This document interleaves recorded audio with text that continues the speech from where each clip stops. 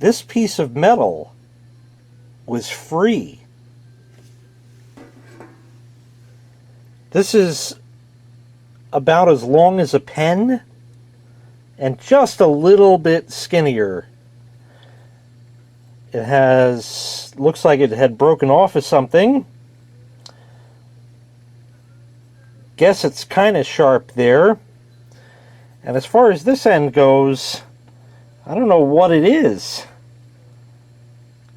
Does anybody have any idea? It's not terribly sharp there. Sort of a blunt tip. But I'll tell you where I found this. Yeah, you know where.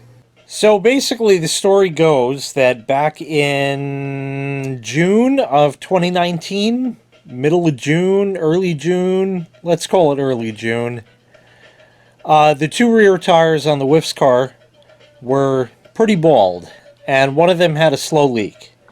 So I figured we'll get new ones. So I bring the car in, and I get new tires, and they do everything great.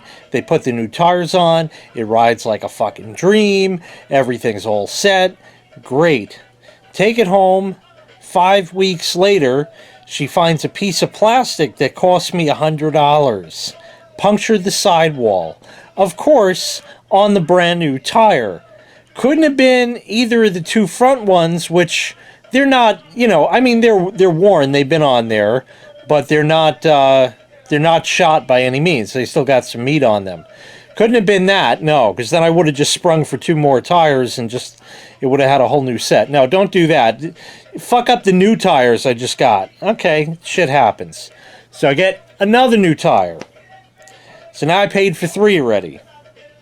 Then, maybe about another 5 or 6 weeks go by, and I get that caca goo tire pressure monitoring system that I reviewed some time back. Put that in her car, and this is after I actually decided to be nice. Got the oil changed on it because it was due, and there was a leaky exhaust for the longest time on it. And I talked to the guy, and we worked out a price that was reasonable. So I had that work done. So now they put the toy back in Toyota. Everything's good. Put the caca goo in there, and now it's measuring all the tires. And 2 days later, this has the Whiff's name on it. This time in the other tire. Fortunately, not in the sidewall. So it was in the tread. Alright, well, fucking great. Wonderful. Damn tire's flat. I find this out at like 5 p.m. She has an appointment later that night, so now she's got to take my car. So now she steals my car. I'm hoping she doesn't fucking break the tires on that. She takes that night. Then the next morning, she has another appointment she has to go to. Takes my car again.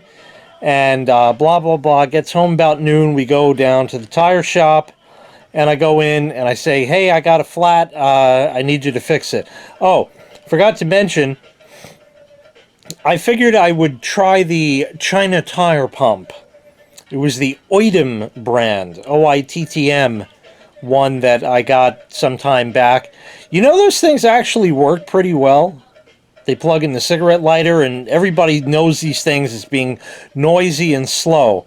Well, I needed extra air in this tire because I wanted to pump it up more than what's required, so hopefully there would be enough air in it that I could get there to the place. Anyways, I put 40 psi in it, which is certainly safe because it can handle, you know, upwards of that. So that's all fine and good. And it took 11 minutes to fill it up to 40 psi. Well, the instructions say don't run it for any longer than 10 minutes, and they're not kidding. If any of you watch Project Farm, he did a video recently testing a number of these things, and after they've run for like over 10 minutes, they start getting angry, and some of them catastrophically fail.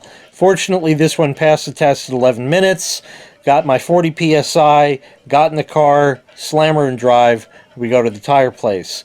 Hi, I have a flat and need fixed. Sure, no problem. It'll be a few minutes and we'll bring it right in. Great, thanks.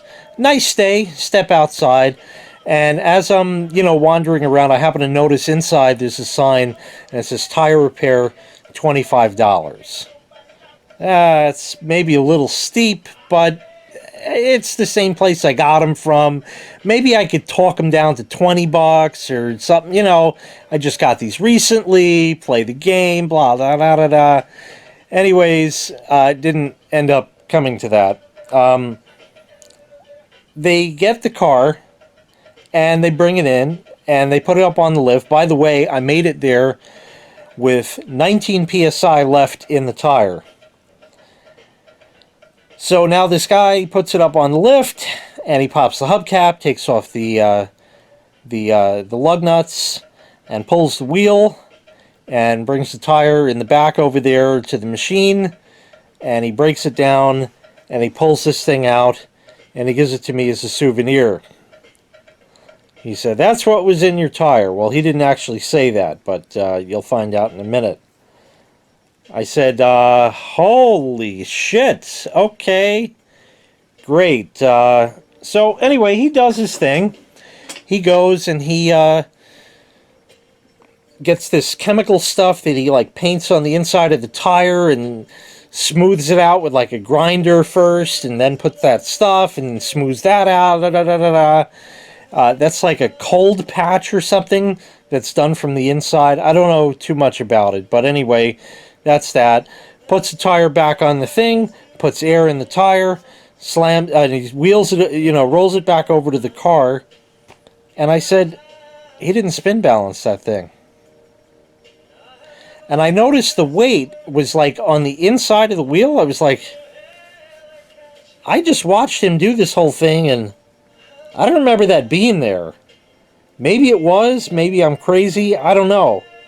So I said to him, "What's with the weight on the outside?" "No weight." Doesn't speak English. I said, "All right, well, here's the deal. Let me just finish up the car, and I'll drive it. And if the wheel is bouncing all the fuck over, I'm going to turn right back around, and I'm going to say, you fucked this shit up. Fix it right." Well, it didn't have to come to that either. Anyway, he gets the lug nuts started by hand, and now he gets the impact gun. So he's all set. I said, "Hey, do me a favor. Turn the pressure on the gun down. I don't want these things super fucking tight. Do you know that your lug nuts are only supposed to be 75 to maybe 85 foot-pounds?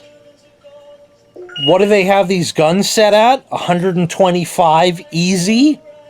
If not even more? That's not good for the studs, the nuts, or anything else.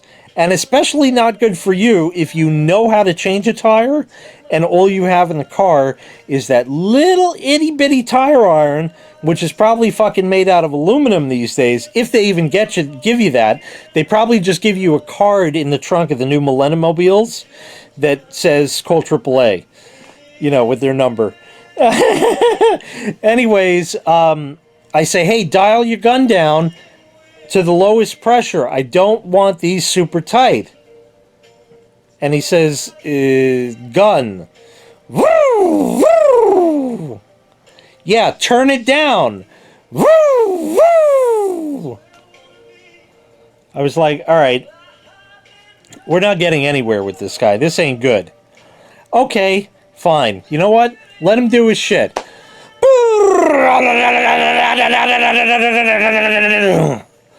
And then he goes to the other four, slams the hubcap back on, lets her down, pulls it out. I go back in the office there, and there's the lady, and she says, "Okay, yeah, you're all set." I said, hey, whoa, hold on.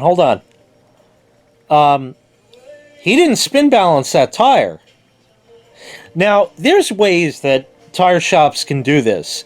They can make a mark on the wheel with something like a piece of chalk or maybe a grease pencil or something. They can make a witness mark on the wheel and on the tire. And if they line those up, for the most part, pretty much perfectly, the tire is going to have a 99% chance of being Mostly in balance. You probably wouldn't feel anything if he did that. Didn't even mark the fucking thing. He just put the fucking tire back on any which way. Didn't mark. I watched the guy the whole time. I said, he didn't spin balance that tire. The lady's like, I'm sorry? He didn't spin balance it? I said, no. She said, hang on a minute. She goes back in and she says, Igor! Or whatever the fuck his name was. He was like Polish or Russian or something. He didn't speak any English. And that was apparent because she was gone for like 5 minutes and obviously couldn't speak to him either, or he didn't understand her. But somehow he got the message that that car has to go back in and that tire has to be spin balanced.